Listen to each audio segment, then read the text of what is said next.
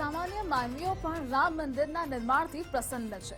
જે રામ છેલ્લા 4 દશકાઓથી એક કેમ્પમાં બિરાજમાન હતા, તે રાજા રામ હવે ભવ્ય અને દિવ્ય મહેલ જેવા મંદિરમાં બિરાજિત થશે। ત્યારે ભક્તોની લાગણી અને ભાવ પણ ઉડીને આંખે વળગે છે।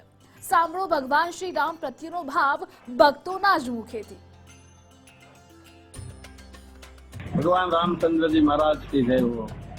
22મી જાન્યુઆરીએ ધીરાજ મહારાજ રામચंद्र जी ભગવાન વિશાળ ભવ્યથી ભવ્ય મંદિરના પ્રવેશ કરવાના છે। ત્યારે અત્યારે હિન્દુ સમાજમાં ઉત્સવ લાગણી અને ખૂબ જ આનંદની લાગણી અનુભવે છે। ત્યારે આપણે આ 100 વર્ષમાં કોઈ ભાગશાળી માણસને તે આનો લાભ મળી શકે। અને હું અત્યારે મારા સદનસીબ સમજુ છું કે મારી યાદગીરીમાં આવું એક ભવ્યથી ભવ્ય મંદિરનું નિર્માણ થયું। ભગવાન એમાં પ્રવેશ કરે છે અને મને ખૂબ લાગણી અને આનંદનો અહેસાસ થાય છે। સૌને ભગવાન શ્રી રામચંદ્રજી ભગવાનના જય હો। વર્ષોથી એ દેશની જનતા જે પળની આતુરતાથી રાહ જોઈ રહી હતી, એ પળની ઘડી હવે નજીક આવી ચૂકી છે।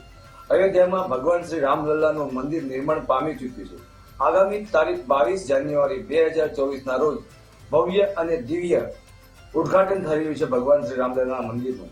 આ પ્રસંગે હું આપણા યશસ્વી વડાપ્રધાન શ્રીમાન નરેન્દ્રભાઈ મોદીનો ખૂબ ખૂબ આભાર વ્યક્ત કરું છું। વંદે માતરમ, જય શ્રી રામ। કરોડો ભક્તોના આરાધ્ય દેવ પ્રભુ શ્રી રામચંદ્ર ભગવાન જ્યારે 500 વર્ષના ઇતિહાસમાં આ પ્રથમ વખત પુનઃ પ્રાણ પ્રતિષ્ઠા મહોત્સવ 22 જાન્યુઆરી 2024ના રોજ યોજાવા જઈ રહ્યો છે, ત્યારે પ્રજામાં ખૂબ હર્ષોલ્લાસ અને આનંદ ઉત્સાહ દીપોત્સવની રામચંદ્ર ભગવાન જ્યારે 14 વર્ષ વનવાસ પછી એ પરત ફર્યા હતા, જ્યારે દિવાળી જેવો માહોલ હતો અને એ જ માહોલ ફરી ઊભો થઈ રહ્યો છે।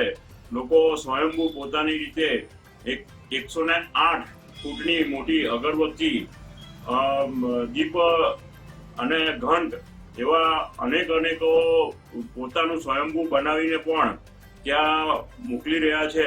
અહીંયા પણ ખૂબ દિવાળી જેવો માહોલ છે। સ્થાનિકમાં પણ ખૂબ અમે રામ મંદિર અહીંયા શણગાર અને ખૂબ ઉત્સાહથી લોકો આમાં જોડાઈ રહ્યા છે। અહીંયા ઘરે ઘરે અભિયાન પણ ચાલી રહ્યું છે। અહીંયા અયોધ્યાથી આવેલા અક્ષત અમે નિમંત્રિત કર્યા છે અને અમે ખૂબ ઉત્સાહથી અમને પ્રભુ શ્રી રામનો ફોટો પણ મળ્યા છે, પત્રિકા પણ મળી છે અને અમે ઉત્સાહથી આમાં જોડાવાના છીએ। એ 22મીએ પણ અમે લાવ્યું, અમે આ કાર્યક્રમમાં પણ અમે જોડાઈશું અને ઉત્સાહથી આનંદ ઉમંગથી અમે દીપોત્સવનો કાર્યક્રમ કરીશું। રામ મંદિર કરોડો લોકોના આસ્થાનું સ્થાન રામ,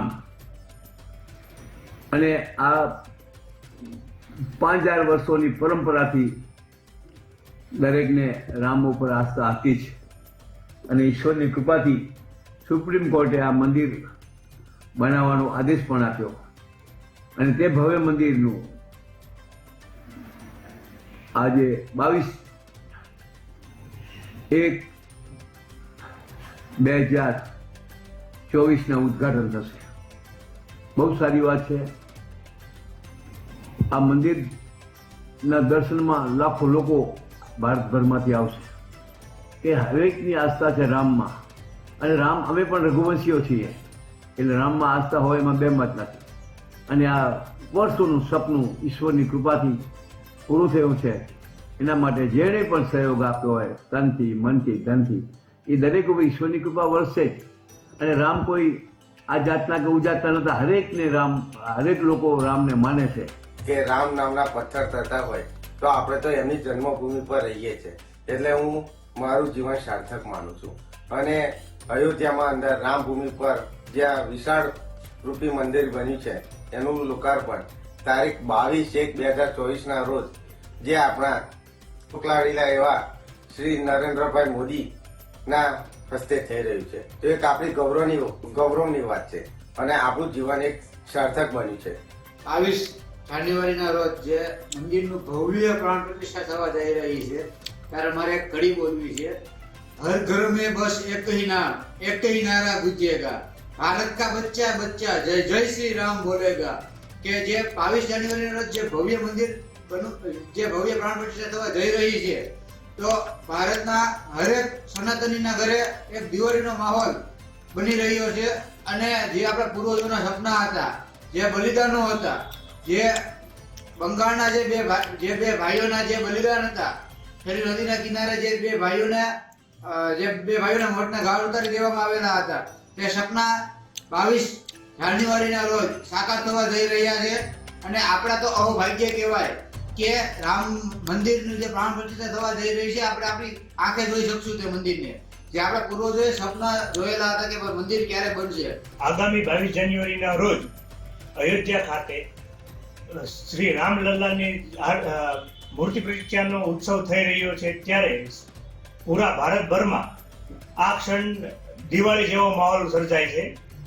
કેમ કે હિન્દુત્વને કારણે શ્રી રામ ભગવાનને લોકો રામ રાજ્ય સ્થાપિત કરવા માટે અત્યારે પૂર તૈયારી ચાલી રહી છે અને લોકોને હર્ષની લાગણી અનુભવી રહ્યા છે.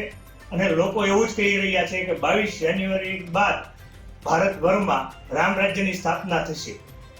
આ સ્થાપના માટે અનેક કાર સેવકો, ઘણા લોકોએ આહુતિ આપી છે.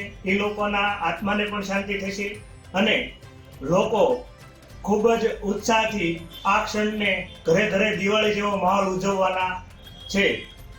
તથા આ કાર સેવકો ના હાલની અંદર જોવા જઈએ તો એ લોકોને કેટલી બધી લાગણી છે એમને કે કોઈ વર્ણવી શકાય એવી નથી.